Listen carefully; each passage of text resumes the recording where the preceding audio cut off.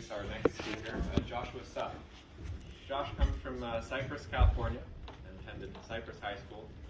And his first experience with math at Pomona was taking calculus with Professor Shariari, which kind of changed his whole view on math.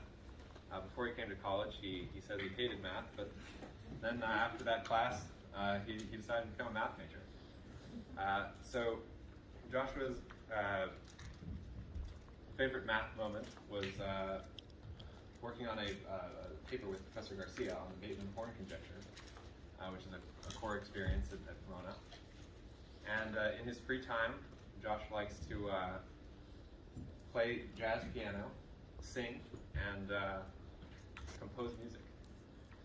Looking to the future, Joshua is he's planning on applying to law school after a gap year. So please join me in welcoming Josh Supp.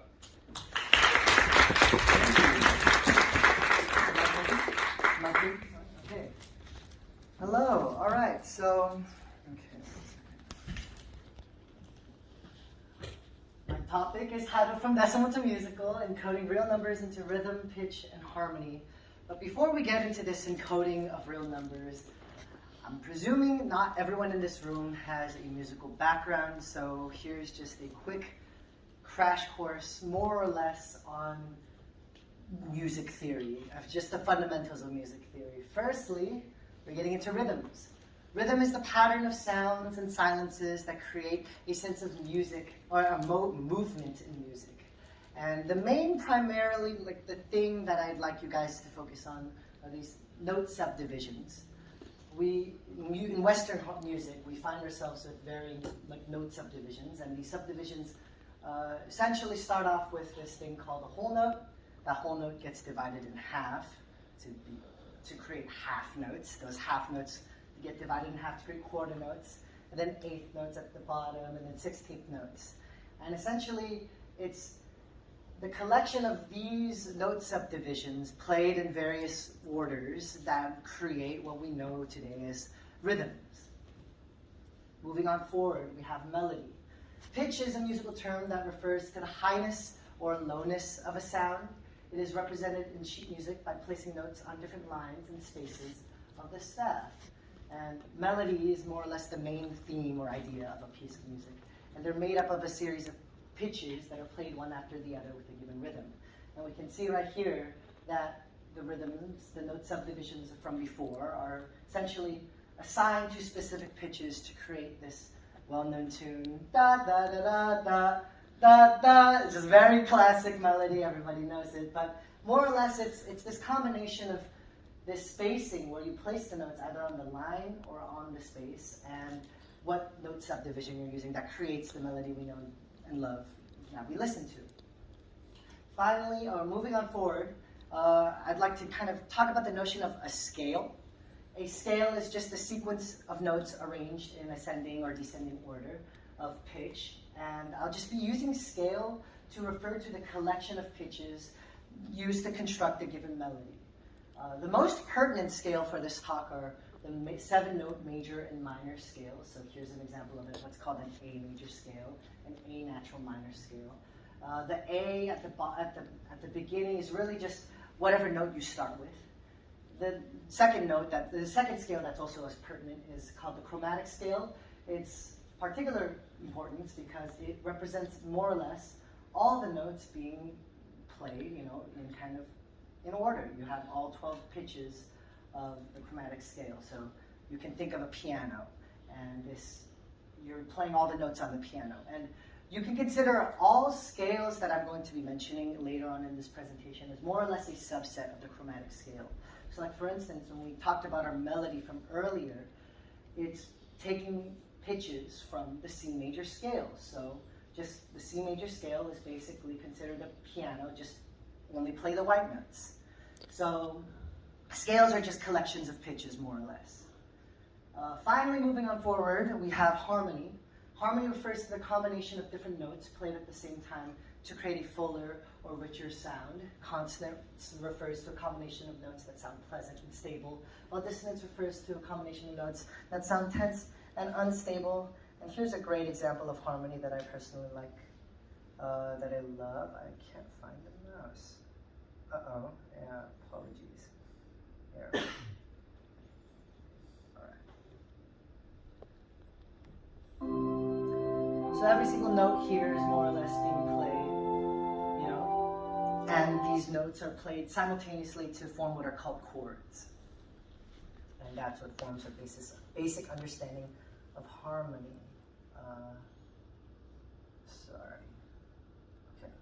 So to begin with our understanding of encoding real numbers into music, we first start with defining a rhythm mathematically. We can define a rhythm as a binary sequence of ones and zeros, in which 1 represents a hit of an instrument and 0 represents no hit. Now, I know we just had lunch, but I would love some audience participation. Let's try playing some of these rhythms, and I'm going to try to form the Estella drum line, as we can call it. We're going to start first with this first initial sequence, 1, 0, 1, 0, 1, 0, 1, 0. So get your hands ready. All right, everybody, is everyone ready? I'll just kind of count you guys in. And when I say 1, you hit, you clap. And when I say 0, you don't clap. So, all right, ready? And 1, 0, 1, 0, 1, 0, 1, 0. Give yourself a round of applause, yeah. For the second sequence, it's a similar pattern, except we're repeating 1, 0, 0, 1, 1, like 1, 0, 0, 1, 1, 0, 0, 1. So let's give that a shot. So get your hands ready.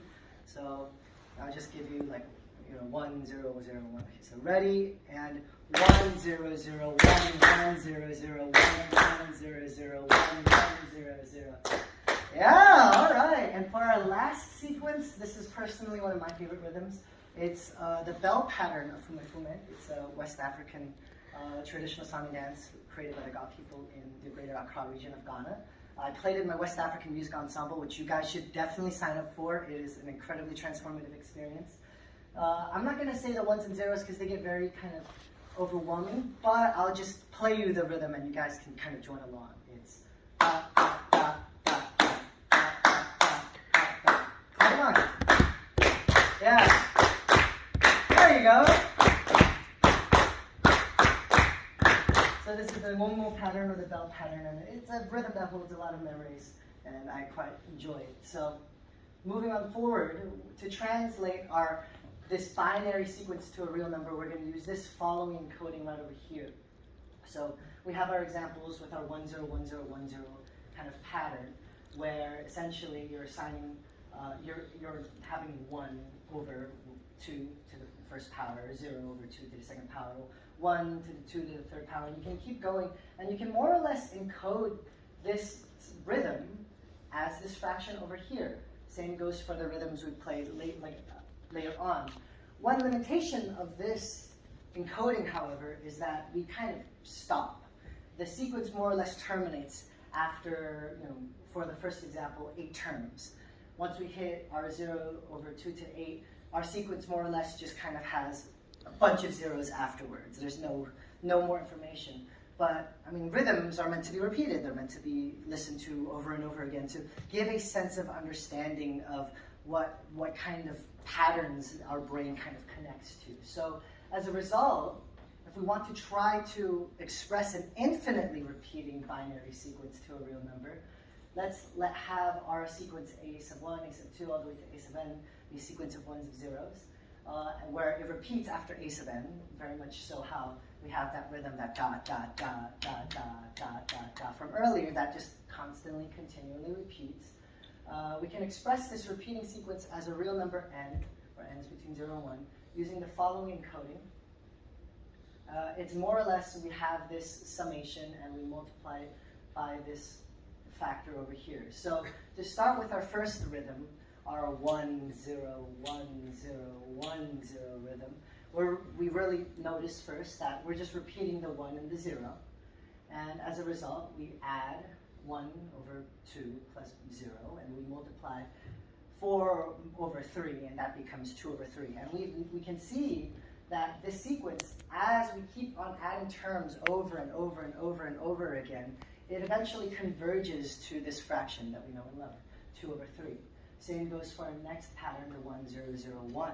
If we were to repeat that pattern over and over and over again, this fraction, this 153 over 256, eventually should converge to 3 over 5. And last but not least, our wonderful rhythm from West Africa. If we were to repeat that rhythm over and over, we will notice that it eventually converges to this rhythm, to this number, 2,708 or 4,095. And we can see that these rhythms more or less encode a sense of complexity based on, we can kind of notice the more complex the rhythm, the more complex our number is. And that's just a really interesting observation. But moving on forward, what if we want to go the other way around? What if we wanted to generate a sequence from a given real number? Well, we can express any real number n, where n is between 0 and 1, into a sequence of ones and zeros, using this following encoding. We can get our term a sub n, where it's the floor function of 2 to the n times our real number, mod 2. And note, I'd like to say, if our real number is greater than 1, we could simply just divide it by 10 enough times such that it falls within the bounds between 0 and 1. So here's an example of a real number whose binary sequence terminates. We start first with our a sub 1 term. We get 3 over 2, and then the floor function of that is 1 mod 2, and that becomes 1. And we can essentially map 3 over 4 into this terminating sequence. This 1, 1, 0, 0, 0, 0. And we can see that, yeah, the math checks out. If we were to have 2 to the power of, as n gets large enough, we notice that our 3 to the 4 becomes an even number, and an even number mod 2 essentially becomes 0. So our sequence more or less terminates after these first two terms. Moving on to an example of a real number whose binary sequence repeats, let's look at 5 over 7. We can see a sub 1, if we were to calculate that, we have 10 over 7, that becomes 1 mod 2, which becomes 1. 20 over 7 becomes 2 mod 2, which becomes 0. We get 5 mod 2, 11, which becomes 1, 11 mod 2, which becomes 1, 22 mod 2, which becomes 0, 45 mod 2, which becomes 1. And we notice that we have this repeating pattern of 1, 0, 1, 1, 0, 1, 1, 0, 1. So we've essentially managed to write down 5 over 7 as a repeating sequence of 1, 0, 1s. And here's an example of a sequence which neither repeats nor terminates. My presentation title is also called Sound of Pi, and I'd be remiss not to bring up pi as an example. Apologies, there's a small typo here, this should be pi. But if we were to do the same iterative process, we've noticed that there's really no pattern to pi. It's really just a chaotic system, which I personally find really fascinating. If we were to try to say out loud this rhythm, it would be 0, 1, 0, 1, 0, 0, 0, 0, 0, 1, 1, 0, 1, 1, 0, 0, 1, 0, 1, 1. And there you go, the first kind of 20-ish, digits of, well, not digits, but of pi, where it's like you've translated pi into a binary sequence. And it's kind of interesting because it's not really, it's chaotic, and there's not really a sense of order to these rhythms. But it makes for an interesting thought experiment nonetheless. But what would happen if we were to try to have our encoding to a higher base? We've mainly focused on base 2 sequences, but if we were to try to a higher base, we have this encoding, this following encoding right here, that our base be b, and more or less we can express our real number as a sequence as follows, and we can express, and we can generate, our sequence using our real number as follows over here. So if we were to try to look at ternary or base 3 sequences, we can notice that if we were to take our first rhythm, the 1, 0, 1, 0, 1, 0, and we had 2 represent a loud hit, 1 represent a quiet hit, and 0 represent no hit, it would sound like 2, 0, 1, 0, 2, 0, 1, 0. We can express this rhythm as this sequence as follows. The first 8 terms gives us this fraction, and if we were to repeat it over and over and over again, we see that it converges to a fraction 57 over 80. Now that we've unlocked this encoding of higher bases, we can assign, rather than various levels of volume, we can assign pitch values. So once we decide on a base, we can assign a set of pitches to each number from 0 to B. So if we were to assign this note to G to 1, A to 2, B to 3, C to 4, D to 5, where we're borrowing from the G major scale. Remember we talked about scales from earlier. And 0 as no note. We can express the beginning of this well-known melody into the sequence. Da, da, da, da, da, da, da, da. And we can write that melody down and calculate the number. It becomes this hideous monstrosity, but it's still pretty cool. We've managed to encode the beginning of Bach's Minuet in G into a number, which I think is a really fascinating thing to do. And for kind of the main kind of aspect of this paper, I wanted to try to turn pi into a song. So to turn pi into a piece of music, I used the same note assignment as earlier from the Bach Minuet, where G is 1, A is 2, yada, yada, yada, and I wrote it in base 6, and using this encoding. And I got essentially, using Mathematica, I got the first 32 terms of the sequence. And I've managed to essentially get those note assignments, have it be a melody, and from there I composed a bass line to accompany the melody, resulting in this kind of short miniature that I had a lot of fun composing. Let me just get that up. Hopefully there are no ends.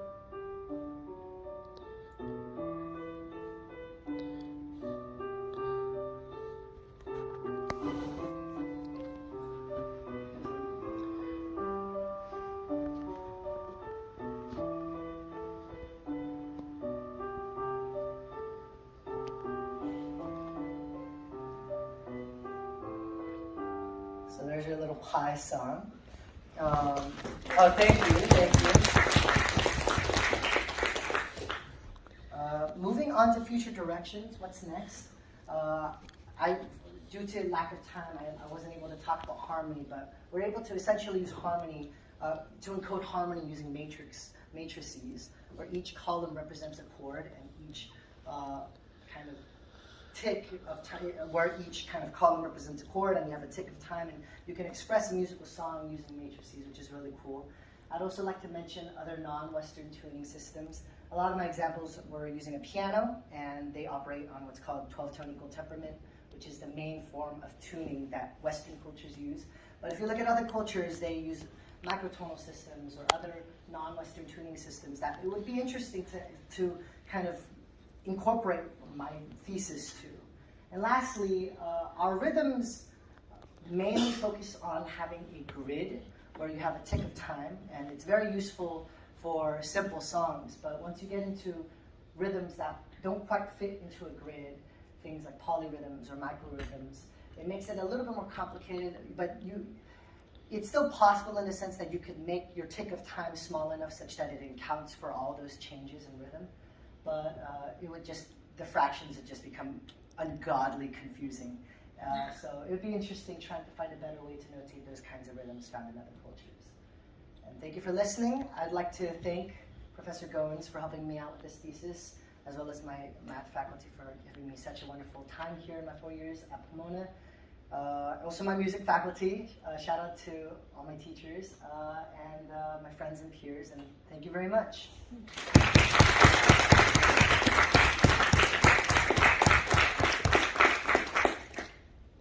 Any questions? Yeah. Have you explored with like other types of encodings, like when you first presented the binary string, I was kind of thinking that would like map to an integer, for example, if that was a binary representation. Yeah. But then with like non-binary numbers, it becomes more complex. But did you consider any other ways of encoding? Oh no, definitely. I think the encoding, how I would word it is, this encoding is just a tool. It's not the only tool out there that you could use. Like a lot of the assigning that I did, like a hit is 1, or assign G to 1, A to 2, those are very arbitrary. You could assign anything you'd like to those particular numbers to generate songs.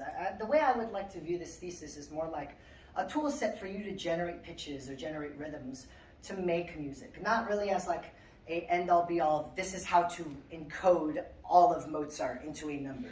That's just kind of an incredulous, not possible thing you can really do.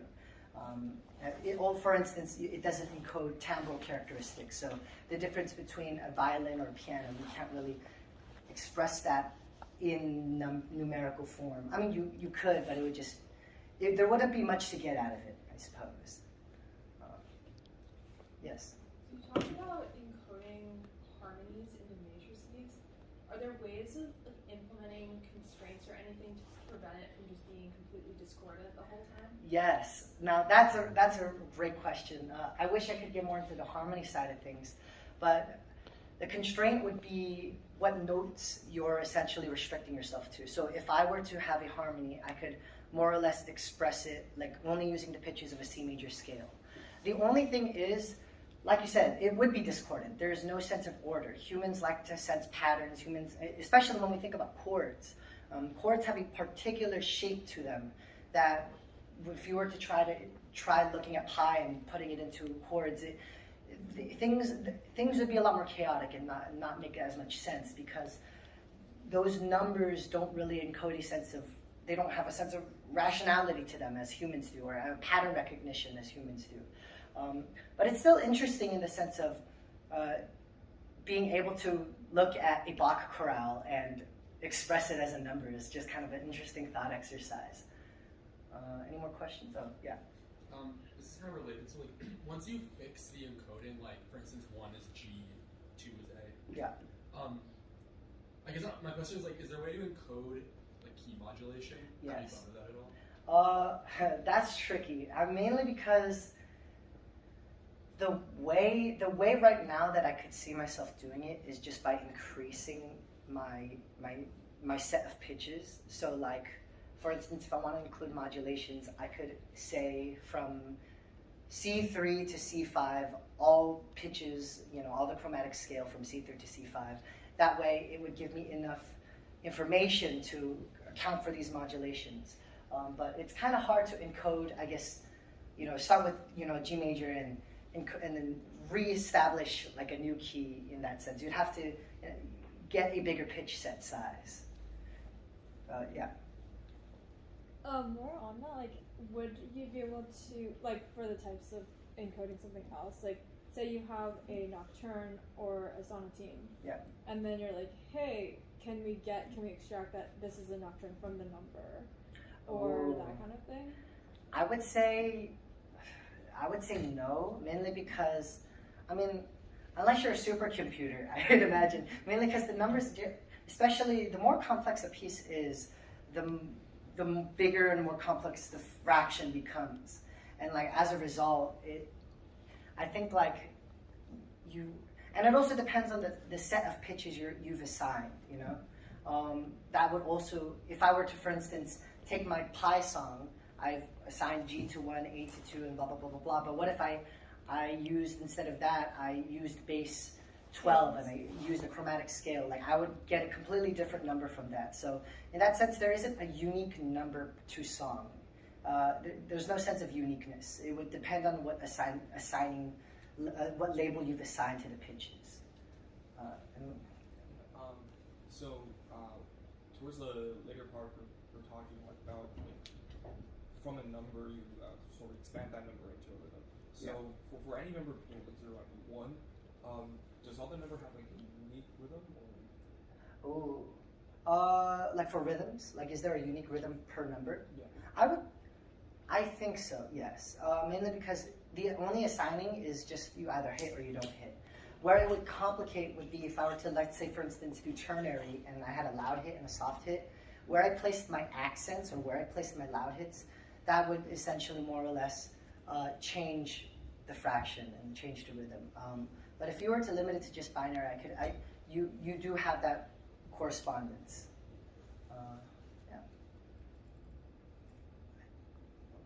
I guess like really quick, I was wondering if you did any look into maybe like transforming numbers as well too, and seeing how, like, for instance, we saw like pi, but if you took like 2 pi, for instance, Yes. like how that would transform the rhythm, the melody as well too. I wish I had more time because I had to limit my number of examples. But yeah, I mean, you could. I've written using this technique. I've written pieces using pi, using E, the golden ratio. You know, just it's very fun because it really just outputs a set of pitches, and it's interesting because you get to decide how many terms you want to put in. Like for instance, I chose a very arbitrary 32 terms for my sequence, you know, and the reason for that was because I wanted to end the piece with the scale note G, which is home. But you know, if I were to end it on 16, you know, it would stop at a different place, and maybe it wouldn't have a satisfying resolution, wouldn't have a satisfying ending. So you know, it's kind of fun because you can look at your sequence of pi or e or the golden ratio and decide where you want to cut it off. And maybe you have a set of pitches, you could assign a sense of rhythm to them, you know, using, you know, the pi rhythm we had from before. And the possibilities are endless for like generating and making different kinds of songs. And really it's more just kind of a parlor trick, if anything, but I find it really interesting. Right. Let's thank Josh again.